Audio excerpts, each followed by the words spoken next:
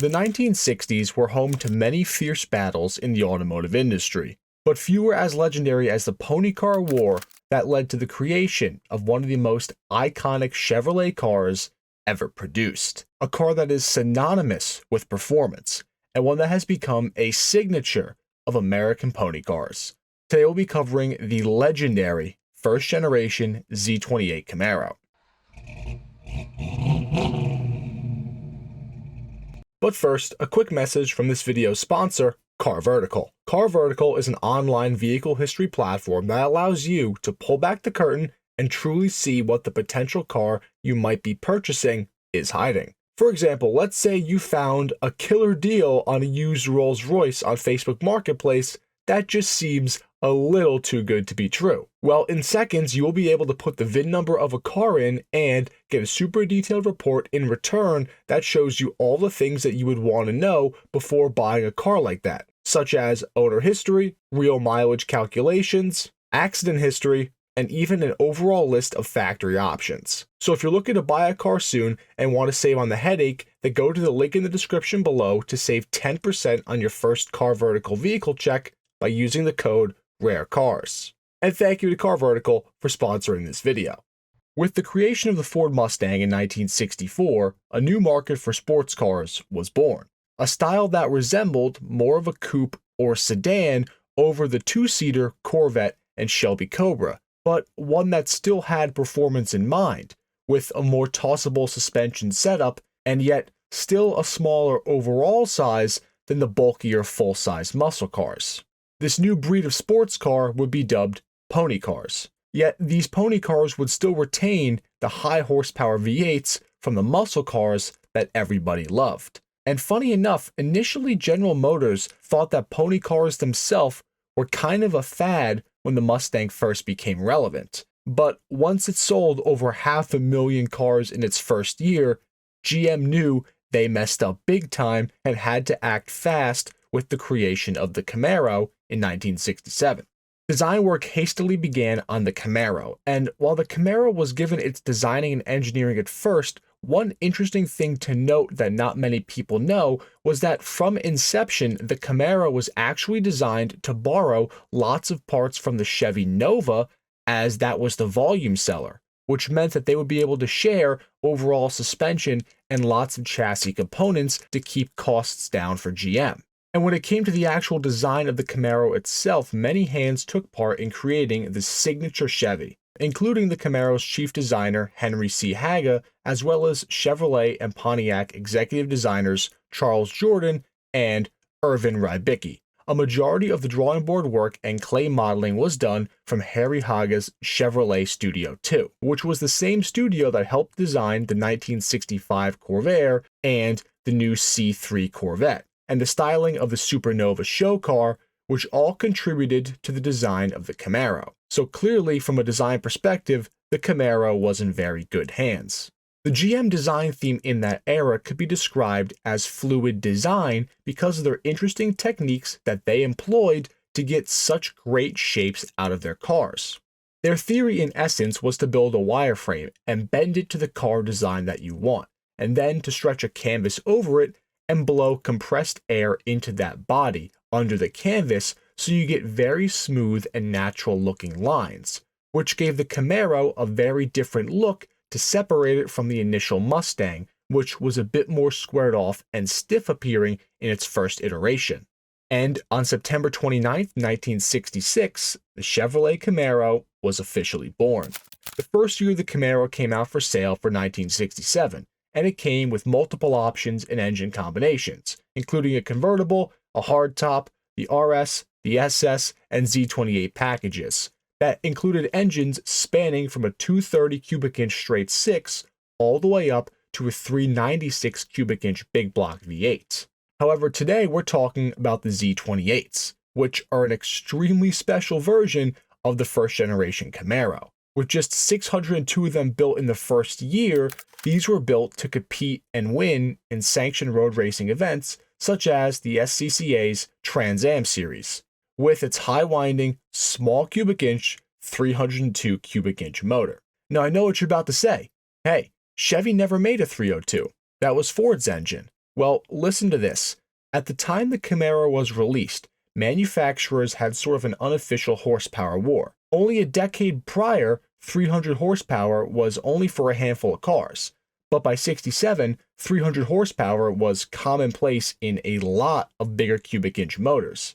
However, a large cubic inch mill wasn't in the cards for the Z28, as the SCCA limited the class that the car would race in to 5 liters, or 305 cubic inches. This forced Chevy to design an engine to compete with the Ford Mustang and its legendary 289 and 302 cubic inch small block Ford engines to beat the Mustang in competition. So Chevrolet set out to design their own 5-liter that could compete and beat these Mustangs, many of which were tuned by none other than Carroll Shelby. The 302 that GM would build is known as one of the most legendary small blocks ever developed, and it was an absolute beast when it came to road racing. 1967 was the first year the Z28 was available, and it introduced us to the glorious Chevy 302. The initial Z28's engine utilized parts from multiple different small block Chevys to come up with the required displacement.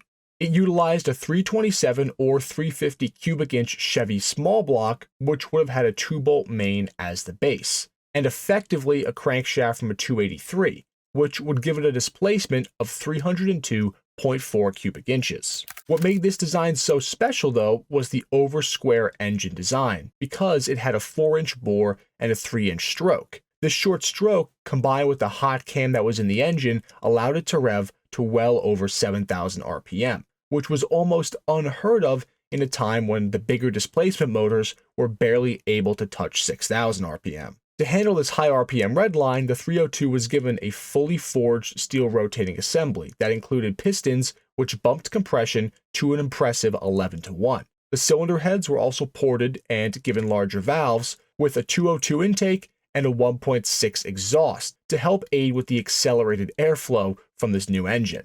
Combining that with a camshaft that was borrowed from a 327 Fuel Vet that was matched with a dual-plane high-rise intake and a stout 780 CFM carb, this combination was rated at a very underrated 290 horsepower at 5,300 RPM. And yes, 5,300 RPM does sound a bit low for peak power, because that was not when peak power was made, and those numbers are not accurate.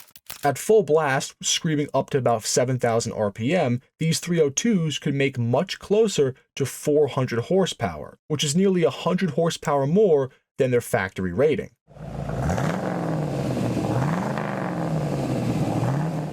And as for the transmission, Chevy of course installed a beefy Muncie 4-speed to handle all the power of this 302. For the design of the Z28 Camaro itself, to separate it from the other vehicles in the lineup, designers gave it a front air dam, a special rear spoiler, and a signature set of dual stripes over the top of the car. For 1967, when the Z28 first came out, the Camaro was about $2,600, with the Z28 option being another $350 to $400. And in its first year, only about 602 Z28s were actually made. This was kind of a sleeper pick because nobody really knew what made this 302 so special. But once they found out, this number jumped to over 7,000 cars being built in 1968, because word had finally hit the street. This engine was insane. Car and Life magazine in period said, and I quote, "Above 30 miles an hour on winding mountain roads, backcountry lanes, and the rest of the type of roads that make driving worth doing, the Z28 Camaro is an exhilarating vehicle. The Z28 engine is a jewel and an outstanding performer by any yardstick." With other publications quoting similar things, it was very evident why the Z28 became such a hot seller. And for 1968, the biggest change was the addition of an aluminum cross-ram intake that was optional, which featured a pair of 600 CFM Holley carbs. That was good for at least an additional 20 horsepower under the hood. This setup was strictly meant for the track-going customer, so it didn't feature any heat crossovers or chokes on the carburetors, which made this a difficult street driver. But if you lived in a good temperature environment and only wanted speed, the cross-ram manifold would have been the choice. And then there was 1969. 1969 was the year that the Z28 became its true-to-form legend that most people think of when they hear the name. Along with the restyling changes of the base Camaro in 1969, the Z28 got further adjustments, such as an 8,000 RPM tach and a new rear spoiler for the Z28.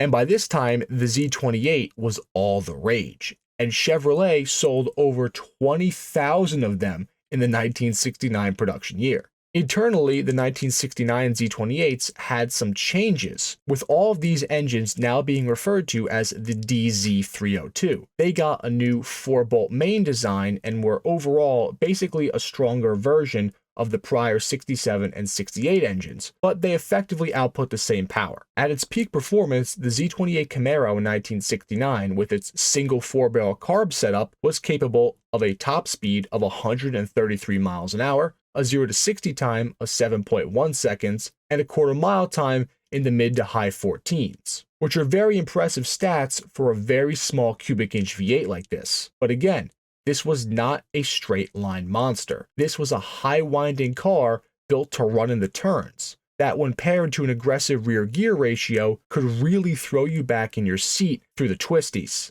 And the moment the Camaro Z28 was put on track, it became an instant challenger for the world. The most notable team running these Camaros were the Sunoco Camaros, owned by Roger Penske and driven by Mark Donohue. Donohue went on to have 3 victories in these cars in 67, 10 in 68, and 6 in 69, as well as amassing many top 3 finishes and even winning the Trans Am Championship in 1968. Now, while there's a whole separate backstory for some of the less than legal racing tricks, if you want to call it, that were employed by these Sunoco Camaros, that is a topic for another video. So if you want to see a video on that specifically, then comment down below. But after 1969, the Camaro saw its transformation into the iconic second-generation body style that offered a much more European look with the same tried-and-true V8s underneath, all minus one of them. The 302 did not make it to the second generation of Camaro and died off in 1969. In total, just over 20,000 Z28s were built in this first generation run with the 302. And to put it in perspective, those motors alone today can fetch just over $5,000 for the bare block, which is a testament to how sought after these cars and this specific engine are some 50 years later. The question remains, if you had the choice between a Z28 Camaro and a Boss 302 Mustang, which one are you taking? Thank you all for watching another episode of our Rare Cars documentary series. If you enjoyed this video, we would greatly appreciate it if you could drop a like and also share this video with other enthusiasts. Also, please make sure that you are subscribed to the Rare Cars YouTube channel and smash that notification bell for more documentary-style videos just like this on the world's most interesting cars. Until next time, enthusiasts.